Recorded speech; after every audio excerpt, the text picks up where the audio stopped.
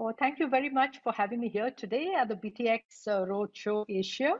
It's a pleasure to be here with all the top um, people from the industry. And today I'll be sharing my journey.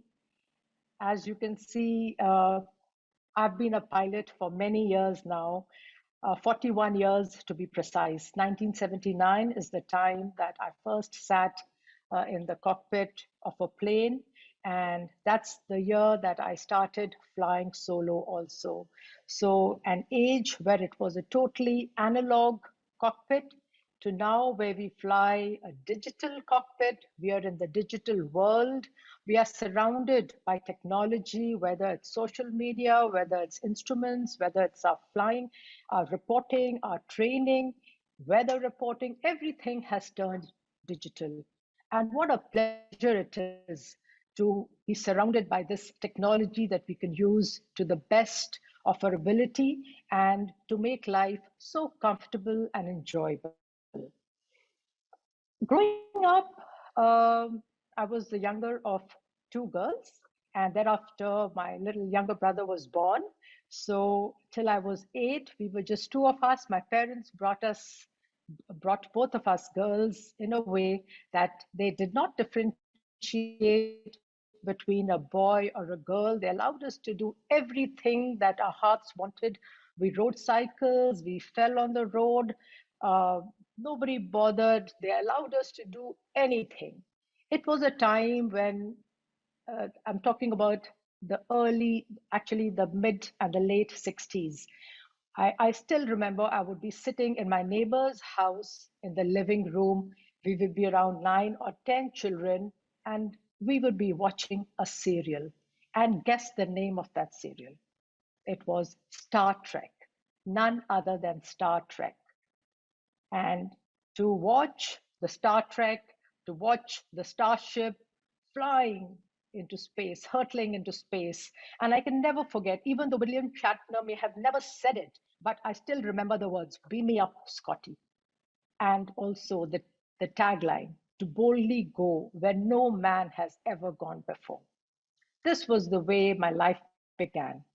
And today, after more than 37 years of airline flying, here I am sharing my life's journey with you and glad to share a part of it today. Of course, 15 minutes is a very short while to encapsulate 37 years of airline flying, but I shall do my best. I'm going to talk about how life has changed, how life has evolved from flying, from making wooden aero models to flying gliders, which were totally glass, totally fabric and wood, and to flying the most advanced, beautiful Dreamliner. The 787 Dreamliner is what I flew presently for the last 9 years, and I ferried the second Dreamliner from Charleston to Delhi via Frankfurt. What an amazing journey it's been. So let's start. I have a little PowerPoint presentation. I'm going to take you through it. I'm going to talk about the advances in technology, how technology has helped us, how also we have to limit the use of technology, and the perils of automation. We have to know, we have to draw a line between how much is enough, less is more. Children of Magenta, all of y'all have heard. After my talk, I'm sure you're going to Google Children of Magenta. It's a beautiful movie. You all must watch it. So this was my beginning watching Star Trek. And of course, as Charles Darwin has said, it is not the strongest of the species that survives, nor the most intelligent. It is the one most adaptable to change. As a young girl, I was a girl guide, and I learned very early in life to be prepared. That was our motto. And well, all my life I have been prepared with a plan A, with plan B, and sometimes even with a plan C, because as aviators, we always have to think forward. We always have to know what the aircraft is going to do 10 minutes ahead of our time, whether the co-pilot is flying, whether the captain is flying, or anybody. We have to know what to expect. That's how we act. And then this brings me to the startle effect. Last year, around March, the whole world was caught by surprise. It was actually a startle effect. This is what we teach in aviation, startle effect, and how to resolve the effect by resilience and by training. So today, I think training forms the basis of every activity that we do. Repetition, practice, practice, practice is what my yoga guru, B.K. Iyengar, said. Practice, practice, practice. The more you practice, the better you become. So let's have a look at the PPT. Let's have a look at this beautiful picture in which I'm sitting on the left side in the cockpit of an Airbus 300. So my journey in Indian Airlines began in 1984, where I started flying the Fokker Friendship. And Fokker Friendship, as you know, was a turboprop aircraft, two tiny Dart engines, and 2,000 horsepower approximately each engine. And those were the days of the engines that were powered by water methanol. What is water methanol? It would boost the engines to give you more power during rain, during stormy weather. And now we fly the most sophisticated aircraft. The last aircraft I flew was GNX 1 Bravo 67 and 70. That is 70,000 pounds of thrust in each engine. Totally digital engines, FADEC controlled, full authority digital engine controls, where the engine looks after itself in every phase of flight. So our journey has been long, difficult, challenging, but rewarding nonetheless. So my life began on the Fokker Friendship, two-man crew, 44-seater, total 4 crew in the aircraft. Then I transitioned on to the Boeing 737 JT8D engines, beautiful cigar-shaped engines, and very loud, and the best aircraft that I've flown so far. I can unabashedly say that, the first love of my life. I learned how to fly planes before I started driving a car. And that sounds pretty odd to a lot of people today, but yes, that is what it was. I was looking out of the window one day and dreaming in school, and my teacher, my algebra teacher, threw a chalk on me and woke me up. She was asking me a question, but my attention was totally out of the window. And here I am. For years and years, I've sat in the cockpit of an airplane and I've been paid to look out of the window. That's how life is. It is transient. We know we have to enjoy every moment of what we are given. Life throws up challenges for each one of us, but how we adapt to change is what is important. So when I flew the Fokker Friendship, after that the Boeing 737, thereafter the Airbus 300, and everything was analog. The information was right in front. We had to follow a scan, which was like a T scan, which, you know, on one, you would check the airspeed indicator, the artificial horizon, the altimeter, and the heading, as you can see in the picture on the left. Thereafter came the age of the ECAM and the ICAS, where in the Airbus, we have the electronic centralized aircraft monitor. In the Boeing aircraft, we have the ICAS, which is the engine indicating and crew alerting system. Every alert, every warning, every failure is depicted on a screen, and there's an electronic checklist. So life has evolved. After how many years did I see glass in my life? Glass meaning not breaking the glass ceiling. Well, I broke that many, many years back in the year 1984. But when did I see glass really? That was 25 years after I flew the first airliner. So after the Fokker Friendship, Boeing 737, Airbus 300, I transitioned on to the Airbus 330. And for my training, I went to Sweden, to the Oxford Aviation Academy. I had never been abroad for training. This was the first time I was training abroad.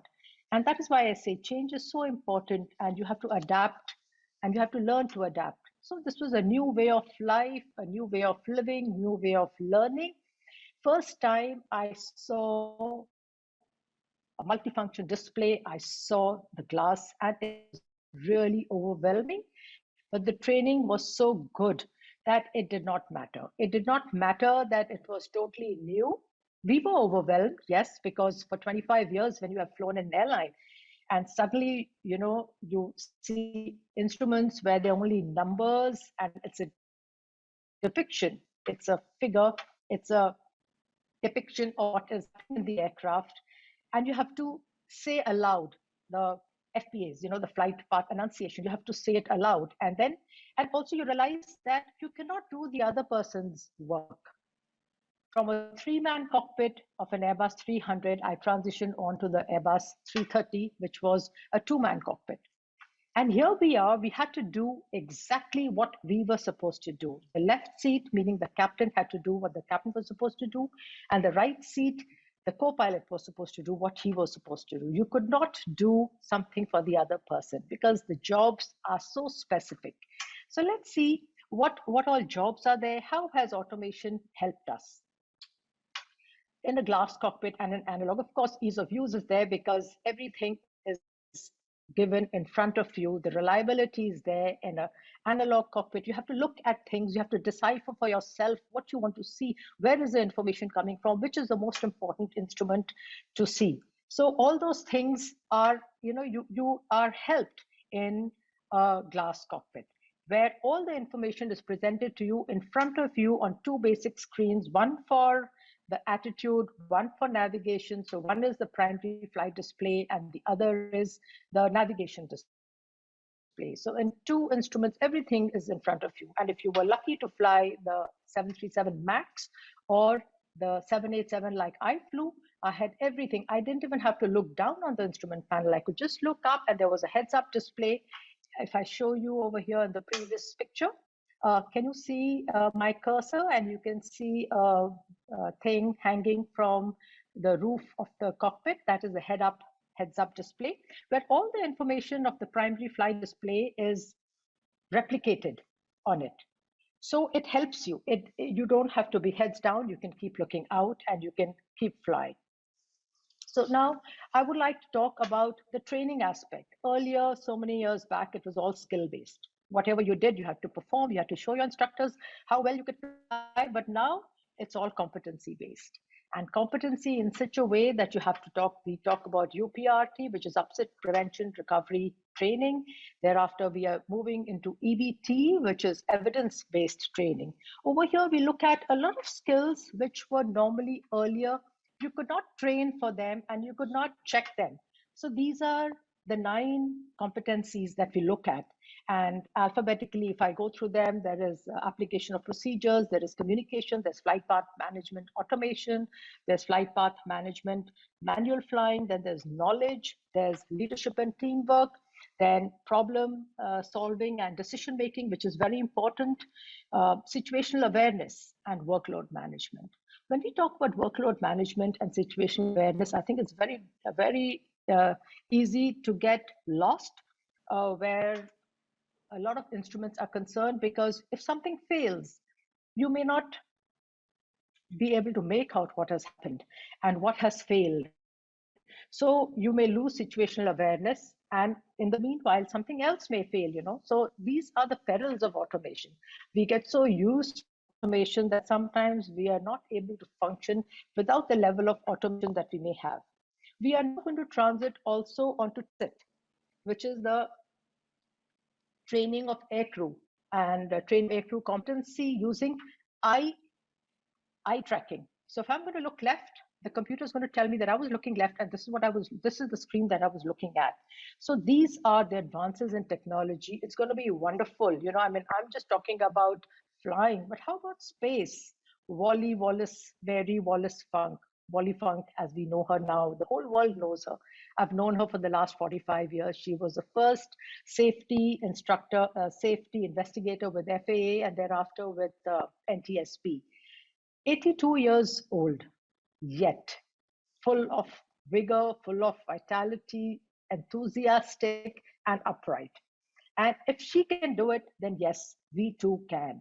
And this is how we have to get inspired from people like her. It doesn't matter whether she's a woman or it's a man. The aircraft doesn't know, the spaceship doesn't know who's flying it.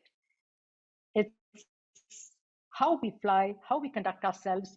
And as the captain of a flight, we have so many people to deal with. It's amazing. If you're a captain of an aircraft, you can be a captain of virtually anything, any situation. Yes, hours of boredom and seconds of terror. That's what we are trained for. That's what we are paid to do. But it isn't always so simple.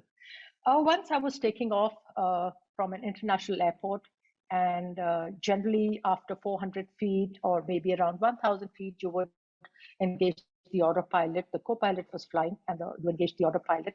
And suddenly there was some weather, so we had to deviate. And in the meanwhile, he did not engage the autopilot. and the aircraft, he selected a heading and the aircraft didn't turn. So yes, there was a minute of situational loss of situational awareness, and both of us, I mean, for not only for him but for both of us, we lost situational awareness because none of us realized that the autopilot had not been selected. So these are the perils of automation, and this is what we need to know. Even though the redundancy is so high, you can see on the screen, instead of the failures, from the PFD, you can be transferred to the multifunction display, but it's not always so easy. You have to know when to use what. You have to be very particular in using the technology to your advantage.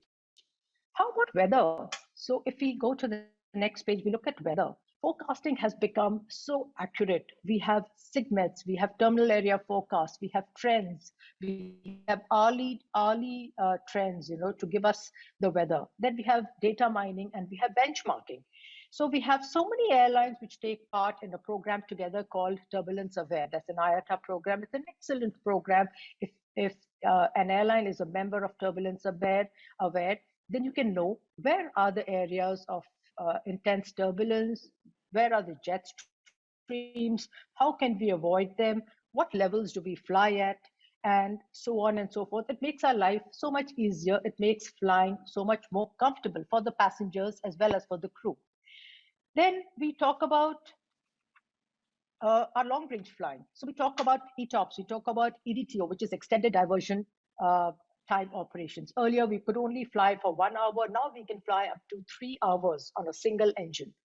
And all this is because of the instruments that we use, because of the advancement in technology, because of the communications that we have. When I joined, I was very naive. I was very young. I was hardly 20 years old.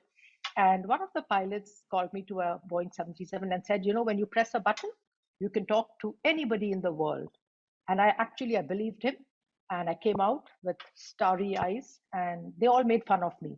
But today, who has the last laugh? It's me. Because actually, when I fly in a 787, I can pick up my sat phone, I can have a phone patch, I can talk to any person anywhere in the world. So, well, I've spoken a lot today. There's lots more I could speak. I could speak my heart out to you, and talking about training, talking about weather, talking about automation, the reliability, and the human factors involved. But I would say, yes, training and safety is so important. We have to be at all times, not only the 5 whys or the fishbone, concept to find out what is the root cause analysis. That's the most important. So that if there's an accident or incident, we never make the mistake again. With benchmarking, with data mining, we can be a part of a bigger conglomerate of airlines all across the world. And that is how it will help us. So instead of thinking that we are a small part of the big world, we have to say the world is a small place where we fly. It's a tiny globe over which we fly with a huge, beautiful billion-dollar aircraft, and we are the ones to keep the skies safe. So I think I've spoken much more than I was supposed to speak. And with this, I think we come to an end of today's talk here. And I'm wishing all of you safe flights. If you are ever scared about flying in a plane high above, do not be. It's the safest machine to be in. Pilots are highly qualified. Safety is paramount in the skies, and we will do anything to keep you safe. And good luck to each one of you, and hope to meet you in person sometime. Bye-bye.